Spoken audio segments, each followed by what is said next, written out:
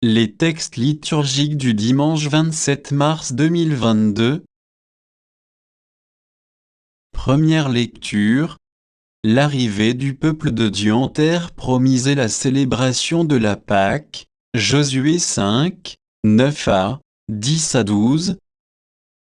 Lecture du livre de Josué. En ces jours-là, le Seigneur dit à Josué, « Aujourd'hui, j'ai enlevé de vous le déshonneur de l'Égypte. » Les fils d'Israël campèrent à Gilgal et célébrèrent la Pâque le 14e jour du mois, vers le soir, dans la plaine de Jéricho. Le lendemain de la Pâque, en ce jour même, ils mangèrent les produits de cette terre, des pains sans levain et des épis grillés. À partir de ce jour, la manne cessa de tomber, puisqu'ils mangeaient des produits de la terre. Il n'y avait plus de manne pour les fils d'Israël, qui mangèrent cette année-là ce qu'ils récoltèrent sur la terre de Canaan. Parole du Seigneur. Psaume 33, 34, 2-3, 4-5, 6-7. Je bénirai le Seigneur en tout temps, sa louange sans cesse à mes lèvres. Je me glorifierai dans le Seigneur, que les pauvres m'entendent et soient en fête. Magnifiez avec moi le Seigneur, exaltons tous ensemble son nom. Je cherche le Seigneur, il me répond, de toutes mes frayeurs, il me délivre. Qui regarde vers lui resplendira, sans ombre ni trouble au visage. Un pauvre crie, le Seigneur entend, il le sauve de toutes ses angoisses. Deuxième lecture. Dieu nous a réconciliés avec lui par le Christ. 2 Corinthiens 5, 17-21. Lecture de la deuxième lettre de Saint Paul apôtre aux Corinthiens. Frères, si quelqu'un est dans le Christ, il est une créature nouvelle. Le monde ancien s'en est le accent aigu, un monde nouveau est déjà né. Tout cela vient de Dieu, il nous a réconciliés avec lui par le Christ, et il nous a donné le ministère de la réconciliation. Car c'est bien Dieu qui, dans le Christ, réconciliait le monde avec lui. Il n'a pas tenu compte des fautes, et il a déposé en nous la parole de la réconciliation.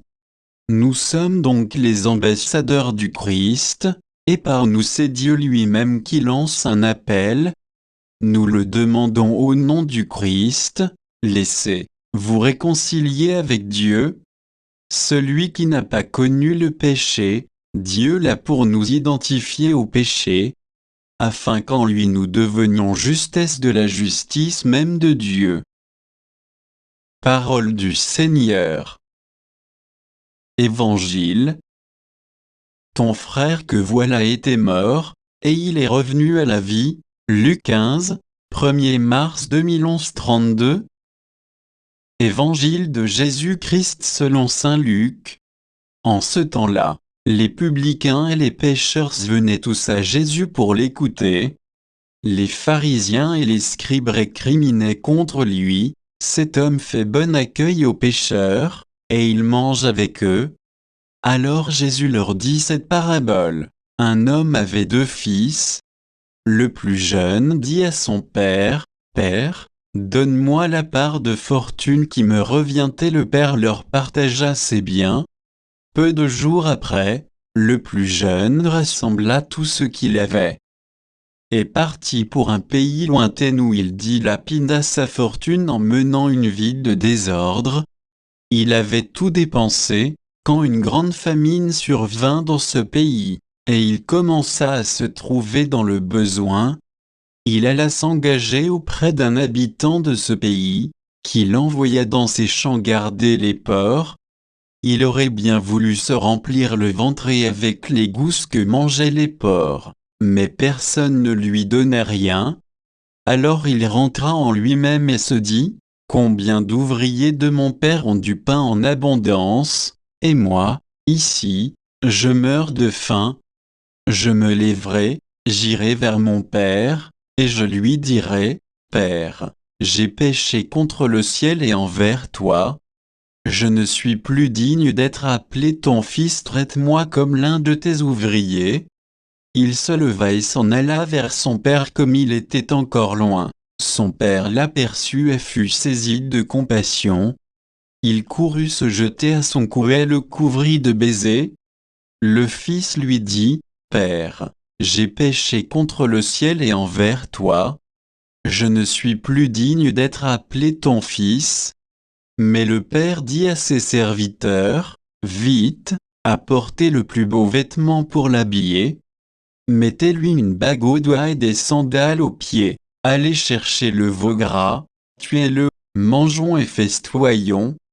Car mon fils que voilà était mort, et il est revenu à la vie, il était perdu, et il est retrouvé.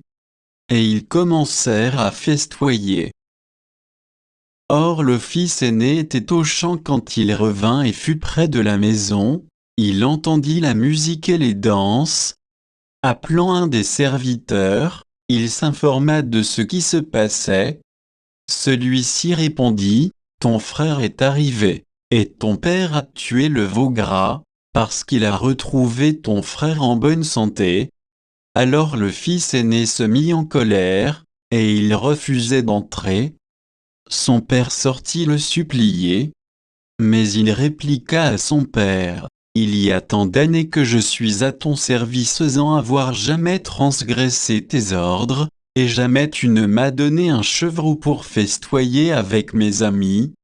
Mais, quand ton fils que voilà est revenu après avoir dévoré ton bien avec des prostituées, tu as fait tuer pour lui le veau gras.